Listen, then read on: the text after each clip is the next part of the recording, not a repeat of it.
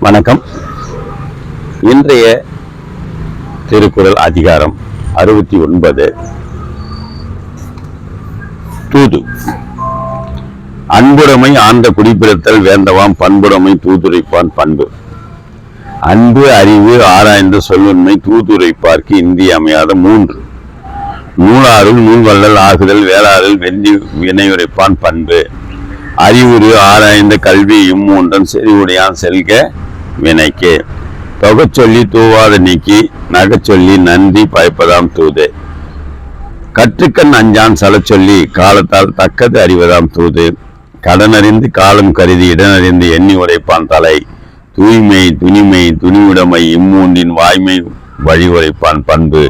விடுமாற்றம் வேந்தற்கு உரைப்பான் வடுமாற்றம் வாய்சோரா வன்கணவன். இறுதி பயப்பனும் எஞ்சார்ந்த இறைவர்க்கு உறுதி பயப்பதாம் தூது. நன்றி, வணக்கம், வாழ்த்து.